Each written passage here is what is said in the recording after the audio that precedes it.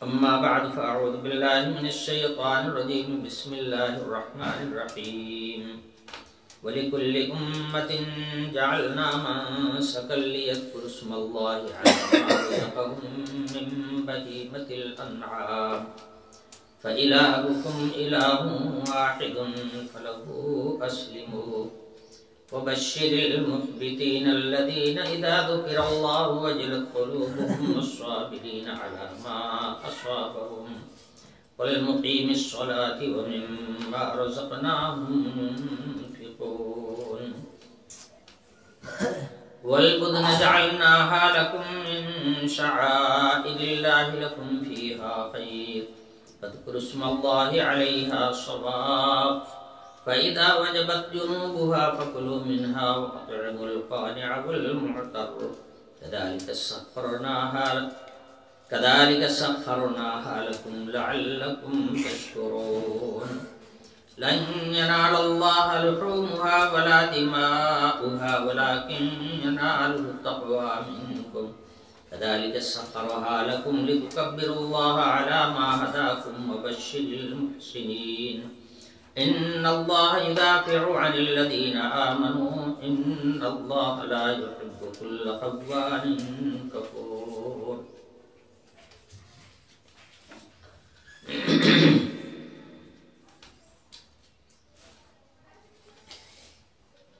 پچھلی آیت میں بیت اللہ شریف کا ذکر تھا۔ بیت اللہ شریف دنیا میں توحید کی علامت ہے اور شعائر اللہ کا سب سے اول مصداق ہے۔ وہاں جو افعال ادا کیے جاتے ہیں وہ سارے افعال شعائر اللہ میں داخل ہیں۔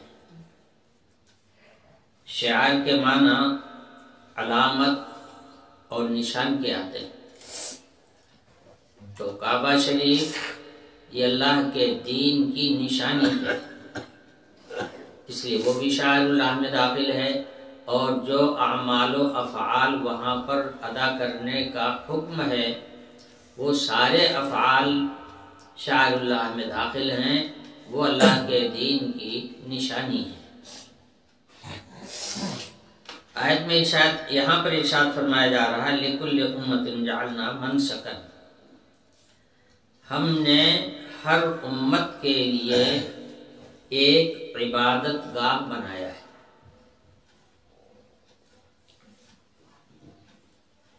نسکن کا جو لفظ ہے اس کے معنی عبادت کے بھی آتے ہیں، قربانی کے بھی آتے ہیں، اور حج کے جو افعال ہیں ان کو مناسک حج بھی کہا جاتا ہے۔ اس لیے اس لفظ میں 3 معنی کا احتمال ہے۔ منسک کا ایک معنی تو ہے موضع عبادت، جس کا ترجمہ کر لیجئے عبادت خانہ۔ حاصل کلام یہ ہوا کہ حق تعالی شان ارشاد فرماتے ہیں کہ ہم نے ہر امت کے لیے ایک عبادت خانہ وضع کیا ہے، جس عبادت خانے میں وہ اللہ کی عبادت کرتے ہیں۔ تو امت سے مراد ہو جائیں گی وہ امتیں جو امت حقہ ہیں، یعنی اللہ کی عبادت کرنے والی امتیں۔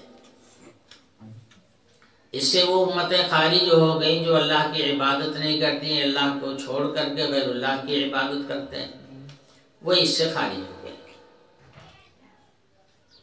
تو ایک معنی تو یہ ہوئی ہے کہ ہم نے اس کو عبادت ہر جماعت اور ہر امت کے لیے ہم نے ایک عبادت خانہ بنانے کا یا عبادت خانے کا ایک طریقہ عطا کیا ہے، اور وہ قومیں اپنے اپنے عبادت خانوں میں اللہ کی عبادت کرتی ہیں۔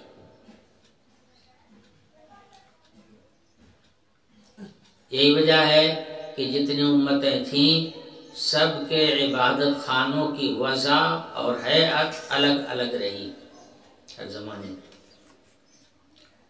دوسرے معنی ہے نسک، قربانی کو بھی کہتے ہیں، کیونکہ قربانی جو ہے یہ بھی اللہ کے دین کی ایک کھلی ہوئی نشانی اور کھلی ہوئی علامت ہے۔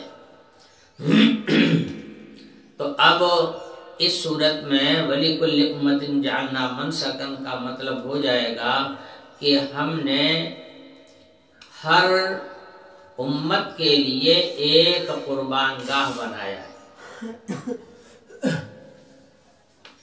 جہاں پر وہ جا کر کے قربانیاں کرتے ہیں۔ چنانچہ یہودیوں کے یہاں بھی قربان گاہیں ہمیشہ رہی ہیں،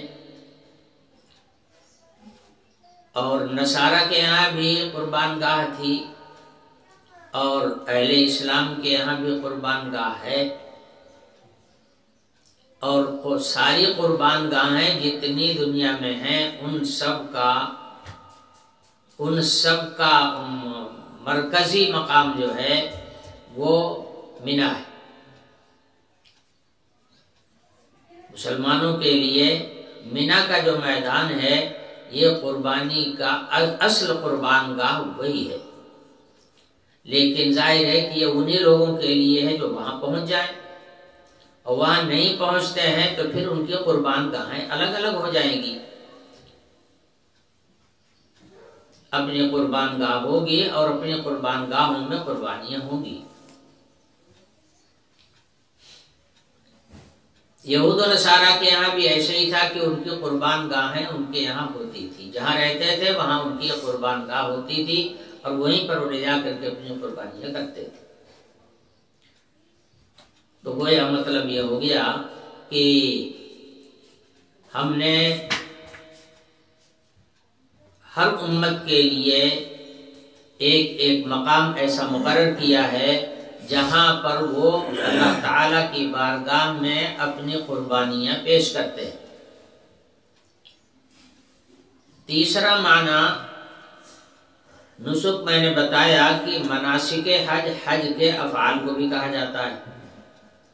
اس صورت میں اس کا ترجمہ ہو گیا کہ حج میں ادا کیے جانے والے جو افعال اور ارکان ہیں یہ بھی ہم نے جتنی امتیں برحق تھیں ان کے لیے ہم نے یہ مقرر کر دیا تھا کہ وہ بیت اللہ شریف جائیں اور وہاں پر افعال حج ادا کریں۔ اس وصف میں بھی تمام امتیں شریک ہیں۔ جناب رسول اللہ صلی اللہ علیہ وسلم کے آخری حج سے پہلے دنیا میں جتنی امتیں تھیں حضور کے آنے سے پہلے بھی جہاں جہاں حق پرست لوگ تھے وہ سب حج کرنے کے لیے بیت اللہ شریف جایا کرتے تھے۔ ہر زمانے میں بیت اللہ شریف کا حج کیا گیا ہے، اور اس زمانے میں جو امت حقہ تھیں وہ حج کرنے کے لیے جایا کرتی تھی۔ تو بہرحال یہ تین معنی اس کے ہو گئے۔ تو ایک معنی یہ ہوا کہ ہر امت کے لیے ہم نے ایک معبد اور عبادت خانہ مقرر کیا ہے، اور ایسے ہی دوسرے معنی کے لحاظ سے ہر امت کے لیے ہم نے قربان گاہیں بنائی ہیں۔ تیسرے معنی کے لحاظ سے ہر امت حقہ کے لیے ہم نے افعال حج ادا کرنے کا طریقہ مقرر کر دیا ہے۔ سب نے اپنے اپنے زمانے میں حج کے افعال ادا کیے۔ تو یہ وہ اعمال ہیں جو امت حقہ کی علامت ہیں، امت حقہ کے لیے دین کی علامت تھے ہر زمانے میں۔ عبادت اللہ کے لیے کی جاتی رہی، قربانیاں اللہ کے لیے کی جاتی رہی، اور حج بھی اللہ کے لیے کیا جاتا رہا۔ یہ وہ وصف ہے جو اس امت کے ساتھ خاص نہیں ہے۔ جتنی امتیں آئی ہیں اس دنیا میں اور اللہ پر ایمان رکھنے والے لوگ تھے، ان سب نے ان افعال کو ادا کیا ہے۔ یہ معنی ہوئی ہے وَلِكُلِّ أُمَّةٍ جَعَلْنَا مَنْسَكًا۔ آگے فرمایا گیا لِيَذْكُرُوا اسْمَ اللَّهِ عَلَيْهَا لِيَذْكُرُوا اسْمَ اللَّهِ عَلَى مَا رَزَقَهُم مِّن بَهِيمَةِ الْأَنْعَامِ۔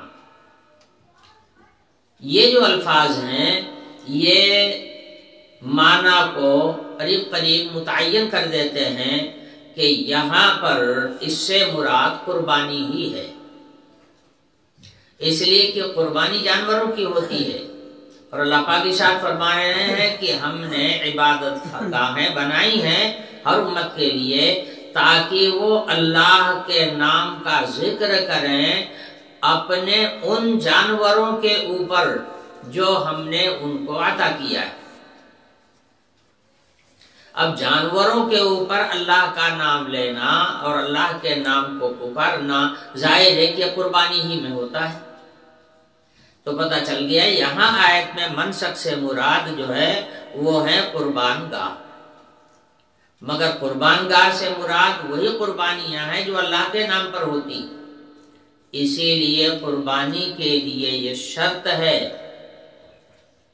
کہ جس جانور کو اللہ کے نام پر قربان کیا جائے ذبح کرنے کے وقت میں اس کے اوپر اللہ کے نام کو ذکر کیا جائے، اللہ کا نام لیا جائے۔ طریقہ بھی یہی بتایا گیا، جناب رسول اللہ صلی اللہ علیہ وسلم نے ہمیں قربانی کرنے کا جو طریقہ بتایا وہ بھی یہی ہے کہ خاص ذبح کرنے کے وقت میں بسم اللہ واللہ اکبر یہ کہہ کر کے جانور کو ذبح کیا جائے، بسم اللہ واللہ اکبر، اللہم منکا ولکا بسم اللہ واللہ اکبر، یہ کہہ کر کے ذبح کیا جائے۔ پیچھے میں بیان کر چکا ہوں کہ کسی بھی ذبیحہ کا گوشت جائز ہونے کے لیے یہ ضروری ہے کہ اس کو اللہ کے نام پر ذبح کیا گیا ہو، لہذا وہ جانور جس کو ذبح کرنے کے وقت میں اس پر اللہ کا نام نہ لیا گیا ہو، اللہ کے نام کا ذکر نہ کیا گیا ہو، اس کا کھانا حلال نہیں ہوتا۔ تو ہر ذبیحے کے لیے، ہر ذبیحہ کے جائز ہونے کے لیے ضروری ہے کہ ذبح کرنے کے وقت میں اللہ کا نام لیا گیا ہو۔ تو جب ہر ذبیحہ کے لیے اللہ کا نام لینا ضروری ہے تو قربانی بھلا بغیر اللہ کا نام لیے ہوئی کیسے ہو جائے گی؟ اس لیے اس کا مستقل طریقہ بتایا گیا۔ جناب رسول اللہ صلی اللہ علیہ وسلم کا معمول یہ تھا کہ جب قربانی کرنے کے لیے کھڑے ہوتے تو پہلے انی وجہت وجہی للذی فطر السماوات والارض حنیفا وما انا من المشرکین ان صلاتی ونسکی ومحیای ومماتی للہ رب العالمین لا شریک لہ وبذالک امرت وانا من المسلمین پڑھ کر کے اور پھر کہتے اللہم منکا ولکا بسم اللہ واللہ اکبر۔ یہ طریقہ رہا ہے قربانی کرنے کا۔ تو ظاہر ہے کہ قربانی جس وقت کی جاتی ہے یہ وہ وقت جو ہے وہی مخصوص وقت، وہ خاص وقت ہے، اور اس وقت جو عمل ہوتا ہے وہ گویا مکمل عبادت ہوتی ہے۔ اب ظاہر ہے کہ اگر اللہ کا نام نہیں لیا جائے گا تو پھر عبادت کہاں ہوگی؟ تو آیت میں بھی فرمایا جا رہا ہے، اسی طرف اشارہ ہے لِيَذْكُرُوا اسْمَ اللَّهِ عَلَى مَا رَزَقَهُم مِّن بَهِيمَةِ الْأَنْعَامِ۔ ہم نے قربان گاہیں مقرر کی ہیں ہر امت حقہ کے لیے تاکہ وہ اللہ کے نام کا ذکر کریں ان جانوروں پر، ان پالتو کھائے جانے والے جانوروں پر جو ہم نے ان کو عطا کیا ہے۔ یہاں لفظ بہیمہ بھی ہے، انعام بھی ہے۔ انعام ان جانوروں کو کہتے ہیں جن کو اللہ نے کھانے کے لیے پیدا کیا ہے، اور بہیمہ کہتے ہیں جانور کو، ہر جانور، بہیمہ میں تو ہر جانور داخل ہے، مگر انعام وہی جانور ہیں جن کو اللہ تعالیٰ نے کھانے کی اجازت دی ہے۔ ہر پالتو جانور کھایا نہیں جاتا، کھائے جانے والے جانوروں میں پالتو ہوتے ہیں، لیکن جس کو آدمی پالے اس کو کھایا بھی جائے ایسا نہیں ہے۔ پالنے کے لیے تو آدمی کتا بھی پالتا ہے، مگر کتا کھانے کی اجازت نہیں ہے، ماکول اللحم جانوروں میں سے نہیں ہے۔ کوئی آدمی چیتا پال لے تو چیتا پال لے لیکن کھانا اس کا جائز نہیں ہوگا۔ لوگ بندر پال لیتے ہیں مگر بندر کا کھانا تھوڑے جائز ہو جائے گا۔ تو کھائے والے جو جانور ہیں جن کو اللہ تعالیٰ نے غذا کے لیے پیدا کیا ہے وہ انعام کہلاتے ہیں۔ تو قربانی بھی انہی جانوروں کی ہوگی جو انعام میں سے ہیں۔ مطلقاً کسی بھی جانور کو پکڑ کے آپ قربانی کریں گے تو قربانی نہیں ہوگی۔ یہی وجہ ہے کہ پالتو جانوروں میں گھوڑا، گدھا اور خچر بھی ہے، لوگ پالتے ہیں اس کو، مگر اس کی قربانی نہیں ہو سکتی، اس لیے کہ یہ معقول جانوروں میں سے نہیں۔ اللہ نے ان کو کھانے کے لیے نہیں پیدا کیا، اللہ تعالیٰ نے ان کو سواری کے لیے پیدا کیا ہے، باربرداری کے لیے پیدا کیا ہے، کھانے کے لیے نہیں پیدا کیا، اس لیے ان کی قربانی نہیں ہوگی۔ برس کے ارشاد فرمایا کہ قربانی ہو اللہ کے نام پر ہو، اور جس وقت قربانی کر رہا ہو اس وقت اس کا دل دماغ پورے طور پر اللہ پاک کی طرف ویسے ہی متوجہ ہو جیسے نماز کے اندر جب اللہ اکبر کہہ کر کے نیت باندھتا ہے تو دنیا کی ہر چیز سے وہ فارغ ہو جاتا ہے اور خالصتاً صرف اللہ کے سامنے ہوتا ہے اور اللہ کی حضوری میں حاضر ہوتا ہے۔ تو ایسے ہی قربانی بھی، قربانی کے وقت میں جب اللہ کا نام لیا جاتا ہے، اللہ کے نام کا ذکر کیا جاتا ہے تو آدمی کا دل پورے طور پر اللہ تعالیٰ کی طرف متوجہ ہوتا ہے۔ اسی کو اس آیت میں فرمایا گیا لِيَذْكُرُوا اسْمَ اللَّهِ عَلَىٰ مَا رَزَقَهُم مِّن بَهِيمَةِ الْأَنْعَامِ۔ آگے ارشاد فرمایا گیا فَإِلَٰهُكُمْ إِلَٰهٌ وَاحِدٌ فَلَهُ أَسْلِمُوا۔ یاد رکھنا تمہارا معبود صرف ایک اکیلا ہے۔ فَإِلَٰهُكُمْ إِلَٰهٌ وَاحِدٌ، تمہارا معبود صرف ایک اکیلا ہے، اس کا کوئی شریک نہیں، اس کا کوئی مثیل نہیں، اس کی کوئی نظیر نہیں، اس جیسا کوئی نہیں۔ وہی ہے جو ساری کائنات کا خالق بھی ہے اور ساری کائنات کے ذرے ذرے کا مالک بھی ہے۔ تو بس وہی ایک ہے، اس کے ساتھ کسی اور کی شرکت نہیں ہونی چاہیے تمہاری کسی بھی عبادت میں۔ تو فرمایا فَإِلَٰهُكُمْ إِلَٰهٌ وَاحِدٌ فَلَهُ أَسْلِمُوا، لہذا تابع دار بنو صرف اسی ایک کے، تابع داری اسی کی ہو، دل دماغ جھکے تو اسی کے سامنے جھکے، اطاعت ہو تو صرف اسی کے حکم کی ہو۔ فَلَهُ أَسْلِمُوا وَبَشِّرِ الْمُخْبِتِينَ۔ آگے ارشاد فرمایا جا رہا ہے خوشخبری سنا دیجئے آپ تواضع اختیار کرنے والوں کو۔ وہ تواضع اختیار کرنے والے کون لوگ ہیں؟ الذین اذا ذکر اللہ وجلت قلوبہم والصابرین علی ما اصابہم والمقیم الصلاة ومما رزقناہم ينفقون۔ خوشخبری دی جا رہی ہے تواضع اختیار کرنے والوں کو۔ تواضع کے معنی آتے ہیں جھکنا، دل جھکا ہوا ہو اس کے سامنے، یہی ہے تواضع، دل جھکا ہوا۔ تو یہ جو اللہ کی طرف جھکنے والے ہیں، جن کا دل اللہ کی طرف جھکا ہوا ہوتا ہے، ان کو بشارت دے دیجئے۔ پھر آگے تفسیر بیان فرمائی گئی کہ اللہ کی طرف جھکنے والے دل دماغ سے ذہن سے ہر طرح سے اللہ کی طرف جھکنے والے کون لوگ ہیں؟ یہ وہ لوگ ہیں، ان کی پہچان یہ ہے کہ جب ان کے سامنے اللہ کا ذکر کیا جاتا ہے تو ان کے دل لرز جاتے ہیں، ان کے دلوں میں اللہ کا خوف پیدا ہو جاتا ہے اللہ کی ہیبت اور عظمت کی وجہ سے۔ ڈر دو طرح کا ہوتا ہے، ایک ڈر ہوتا ہے ڈنڈے کا کہ اگر نہیں مانیں گے تو ڈنڈا لگے گا. یہ جو ڈر ہے یہ تواضع نہیں ہے، اس کا نام تواضع نہیں ہے، اس کا نام خوف ہے، اس کا نام دہشت ہے. یہ عظمت کی وجہ سے نہیں ہوتی، اس کا نام تواضع نہیں رکھا جائے گا.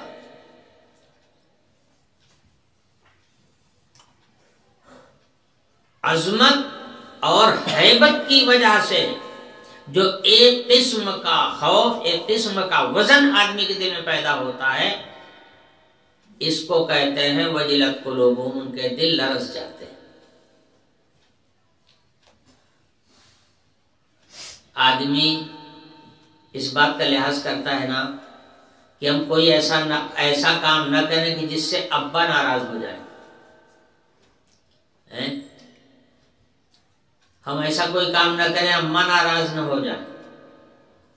یہ کہیں کہ یہ کرتا ہے، حالانکہ ابا تو خود بھی بنا ہوا ہے، خود بھی 2 لڑکوں کا باپ ہے، مگر اپنے باپ کے سامنے بچے بنا ہوا ہے. اس وجہ سے نہیں کہ باپ اس کو دے مارے گا، باپ تو بوڑھا ہو چکا ہے، وہ کیا دے مارے گا، اب تو طاقت تمہارے ہاتھ میں آ گئی ہے، وہ تو کمزور ہو چکا ہے. مگر پھر کاہے کو ڈر رہے ہو؟ ڈر رہے ہیں اسی عظمت کی وجہ سے کہ وہ بڑے ہیں، قابل تعظیم ہیں، میں ان کے سامنے کچھ نہیں ہوں، میں ان کا بچہ ہوں. ایسے ہی اللہ کا خوف اس معنی کا نہیں کہ وہ ہمیں ماریں گے، اس معنی کے نہیں کہ ہمیں ڈنڈا لگے گا، نہیں، کچھ نہیں. تمام کافر گھوم رہے ہیں، کون سا ڈنڈا لگ رہا ہے ان کو؟ مگر اللہ کی پہچان ہو چکی، اللہ کو جان گئے کہ اللہ تعالی اپنے علم سے ہر جگہ پر موجود ہے. اگر ہم ان کی خلاف ورزی کریں گے تو وہ ہم سے ناراض ہو جائیں گے. یہی ہے عظمت. تو عظمت اور ہیبت کی وجہ سے جو خوف ہوتا ہے یہ ہے ایمان کی نشانی، اور یہ ہے تواضع. ڈنڈے کے خوف سے آدمی ڈرے، طاقت کے خوف سے ڈرے تو اس کا نام تواضع نہیں ہے، اس کا نام تو خوف اور دہشت ہے. تو ارشاد فرمایا جا رہا ہے کہ یہ جو تواضع کرنے والے ہیں، اللہ کے سامنے جھکنے والے ہیں، ان کے دل اللہ کی طرف جھکے ہوئے ہیں، ان کو خوشخبری سنا دیجئے. اور یہ وہ لوگ ہیں کہ جن کی پہچان یہ ہے کہ ان کے سامنے جب اللہ کا ذکر کیا جاتا ہے، اللہ کا نام لیا جاتا ہے، اللہ کے احکام کو بیان کیا جاتا ہے، ان کے دل لرزنے لگتے ہیں، کانپ جاتے ہیں ہیبت اور عظمت کی وجہ سے. دوسری صفت ان کی یہ ہے الصابرین علی ما اصابہم. اگر اللہ کی جانب سے کوئی مصیبت آتی ہے تو اس مصیبت کو بھی وہ جھیل لیتے ہیں خندہ پیشانی کے ساتھ، یہ سمجھ کر کہ اللہ پاک کی کوئی مصلحت ہے، اللہ کی جانب سے مصیبت ہمارے اوپر ڈالی گئی ہے اور ان کے علاوہ تو کوئی ملجا اور ماوا ہے نہیں، تو جائیں گے کہاں؟ اس لیے ہم اس کو خندہ پیشانی کے ساتھ برداشت کر لیتے ہیں. یہ معنی ہے الصابرین علی ما اصابہم. جو مصیبت ان کے اوپر آتی ہے اس کو جھیلتے ہیں اور اس پر صبر کرتے ہیں، اس پر جمے رہتے ہیں، اللہ کی جانب سے سمجھتے ہیں اور اللہ تعالی سے خوشنودی کے امیدوار رہتے ہیں. تیسری صفت بیان فرمائی گئی ان تواضع اختیار کرنے والوں کی، المقیم الصلاۃ. وہ نماز کو قائم کرتے ہیں. ایک پہچان ان کی یہ بھی ہے کہ وہ نماز کو قائم کرتے ہیں، خود بھی پڑھتے ہیں اور دوسرے لوگوں کو بھی نماز کی ترغیب دیتے ہیں اور نماز کی تاکید کرتے ہیں. چوتھی صفت ان کی بیان فرمائی گئی وَمِمَّا رَزَقْنَاهُمْ يُنْفِقُونَ. جو کچھ ہم نے ان کو حلال روزی عطا کی ہے اس میں سے کچھ حصہ وہ اللہ کے نام پر خیرات بھی کرتے ہیں، صدقہ بھی کرتے ہیں، خیرات بھی دیتے ہیں، لوگوں کی مدد بھی کرتے ہیں، محتاجوں کی، مسکینوں کی. طالب علموں کی مدد کرتے ہیں اور ان کی خبرگیری کرتے ہیں۔ وَمِمَّا رَزَقْنَاهُمْ يُنْفِقُونَ، یہ دنیا میں حاجت مند اور ضرورت مند کسی کو دیکھ لیتے ہیں اور ہمارے پاس موجود ہے، کچھ نہ کچھ ان کو دے دیا جاتا ہے۔ یہی معنی ہے وَمِمَّا رَزَقْنَاهُمْ يُنْفِقُونَ، کہ جو ہم نے ان کو دے رکھا ہے اس میں سے کچھ نہ کچھ نکال کر کے وہ اللہ کے نام پر خرچ کرتے ہیں۔ یہ 4 صفتیں بیان فرمائی گئی ہیں۔ اگر یہ 4 صفتیں کسی کے اندر ہیں تو اس کا شمار متواضعین میں ہوگا، اور ظاہر ہے کہ اگر یہ صفات اس کے اندر نہیں ہے تو متواضعین میں اس کا شمار مشکل ہے۔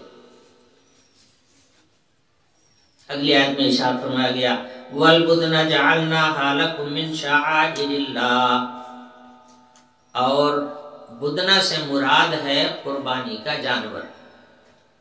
یہ قربانی کے جو جانور ہیں ان کو ہم نے تمہارے لیے اللہ کا نشان بنا دیا۔ قربانی یہ اللہ کا نشان ہے، اللہ کے عبادت اور اللہ کی طرف جھکنے کی یہ ایک کھلی ہوئی پہچان ہے۔ قربانی کا جانور آدمی کتنا لاڈ پیار کے ساتھ پالتا ہے،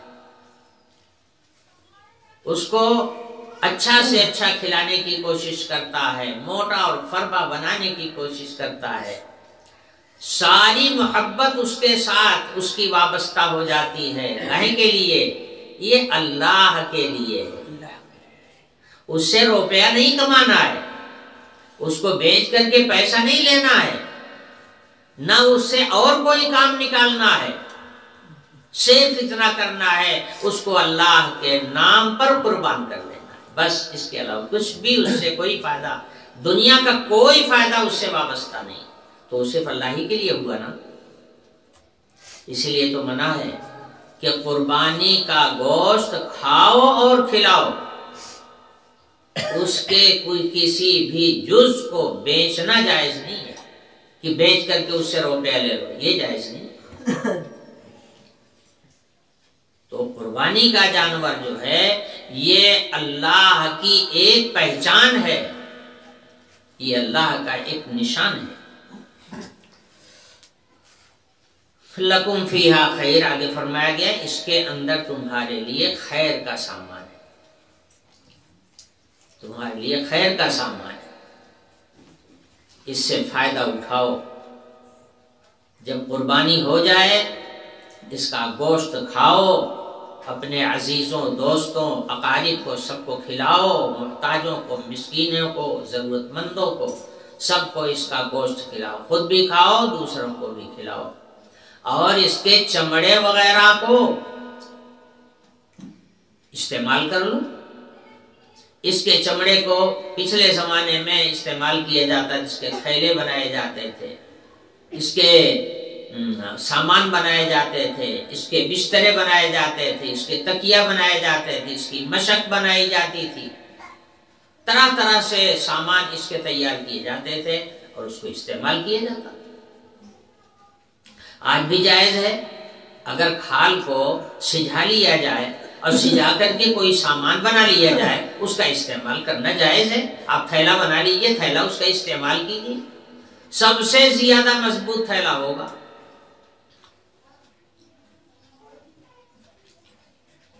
اب یہ ہے کہ اس کا طریقہ معلوم ہونا چاہیے،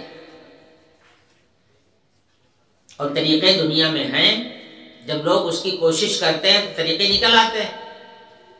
آج قربانی کی کھالیں پھینکی جا رہی ہیں، اس وجہ سے پھینکی جا رہی ہیں کہ ہم لوگوں نے اس کو استعمال کرنے کے طریقے تلاش ہی نہیں کیے کہ یہ مال ہے اور قابل استعمال ہے، ہم کس طرح سے اس کو استعمال میں لاؤیں۔ اس کے لیے اگر ہم لوگوں نے کوشش کیا ہوتا، جستجو کیا ہوتا تو ایسے طریقے ملتے۔ دنیا میں کھال کے کتنے سامان بن رہے ہیں، مگر زیادہ تر ان کھالوں کے بنانے والے اور ان کھالوں سے سامان تیار کرنے والے غیر مسلم لوگ ہیں، اس لیے وہ اپنے حساب سے سامان تیار کرتے ہیں۔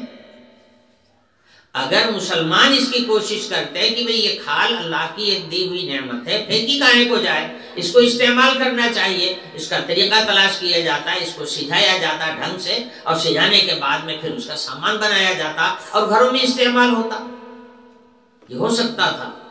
اب ہم پھینک رہے ہیں تو اپنی جہالت کی وجہ سے پھینک رہے ہیں، نادانی کی وجہ سے پھینک رہے ہیں۔ بہرحال فرمایا گیا لکم فیہا خیر، اس کے اندر تمہارے لیے خیر ہے۔ خیر کا مطلب یہ ہے کہ تمہارے نفع کا سامان، جو کچھ بھی قربانی کے جانور میں ہے وہ سب تمہارے نفع کے لیے، تمہارا فائدہ اس سے وابستہ ہے۔ لکم فیہا فاذکروا اسم اللہ علیہا صوافا، اس کے بعد پھر قربانی کرنے کا طریقہ بھی بیان فرمایا گیا۔ تو میں نے بتایا کہ اونٹ جو ہے یہ بھی قربانی کے جانوروں میں سے ہے، اور اس کے علاوہ بیل، بھینس، بکریاں، بھیڑ، دمبا، یہ جو ہیں یہ سب قربانی کے جانور، سب کے قربانی کے طریقے الگ الگ ہیں۔ جو جانور آسانی کے ساتھ لٹائے جا سکتے ہیں ان کو لٹا کر کے قربانی کی جاتی ہے، اس کو ذبح بولتے ہیں۔ اور ظاہر ہے کہ اونٹ کا لٹانا آسان کام نہیں ہے، بہت مشکل کام، اس لیے اونٹ کو ذبح کرنے کا ایک دوسرا طریقہ بیان فرمایا گیا اور اس کو کہتے ہیں نحر، اور اسی کا ذکر قرآن میں بھی ہے فَصَلِّ لِرَبِّكَ وَانْحَرْ، نحر کیا جاتا ہے۔ نحر کی صورت یہ ہوتی ہے کہ اس کا ایک اگلا ہاتھ باندھ دیا جاتا ہے موڑ کر کے، اور 3 پیروں پر اس کو کھڑا کر دیا جاتا ہے، اور اس کے بعد اس کی شہرگ کے اندر کوئی دھاردار چیز ماری جاتی ہے جس سے اس کا سارا خون گر جاتا ہے، اور جب خون گر جاتا ہے تو وہ گر جاتا ہے زمین پر۔ یہ طریقہ ہوتا ہے، اس کو نحر بولتے ہیں۔